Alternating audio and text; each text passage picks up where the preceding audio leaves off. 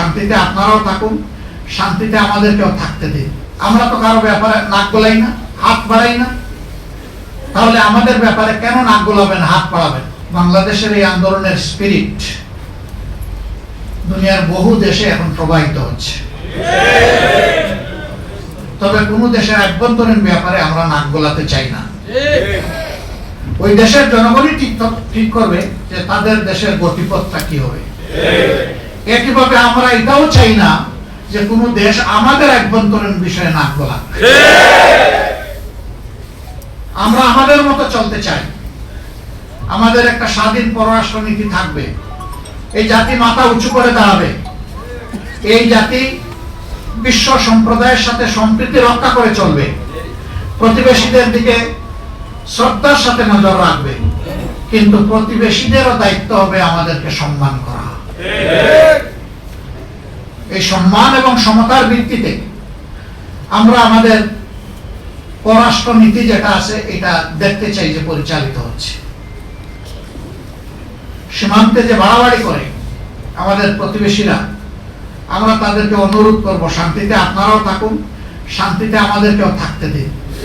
আমাদের শান্তি বিঘ্নিত হলে আপনারাও শান্তিতে থাকতে পারবেন না। আমরা উভয়ে শান্তিতে থাকতে চাই। আমরা তো কারো ব্যাপারে নাক গলাই না, হাত বাড়াই না, তাহলে আমাদের ব্যাপারে কেন নাক গলাবেন, হাত বাড়াবেন? আমরা এই দেশে কোন সাম্প্রদায়িক অপকর্ম দেখতে চাই না। আমরা দেখতে চাই যে যে ধর্মে বিশ্বাসী হোক তারা সবাই মিলেই বাংলাদেশী, তারা সবাই মিলে এদেশের নাগরিক। সুতরাং নাগরিক হিসাবে সবাই যেন নিরাপত্তা এবং সম্মানের সাথে বসবাস করতে পারে। ধর্মীয় প্র্যাকটিস যার যার, একজনের উপরে আরেকজনের জোরাজুরি চলবে না। আল্লাহর বিধান এটা নয়, ধর্ম চাপিয়ে দেওয়ার জিনিস নয়। দিন স্বেচ্ছায় কবুল করার জিনিস, সন্তুষ্ট হয়ে কবুল করার জিনিস। সম্মানিত রূপন ভাই বোনেরা, এদেশের মানুষ দফায় দফায় তিনটা দলের শাসন দেখেছে, কিন্তু সত্যিকার অর্থে জাতির মুক্তি বর্জিত হয়নি। মুক্তি বর্জনের জন্য শাসন ব্যবস্থায় দুইটা জিনিস লাগবে, একটা নীতি আর একটা নেতা।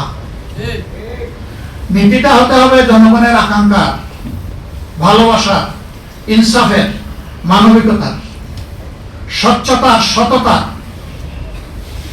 আর নেতা হতে হবে সৎ, সকল ব্যাপারে সৎ, শুধু লেনদেন না, তার আমল আখলাক, লেনদেন সকল ব্যাপারে।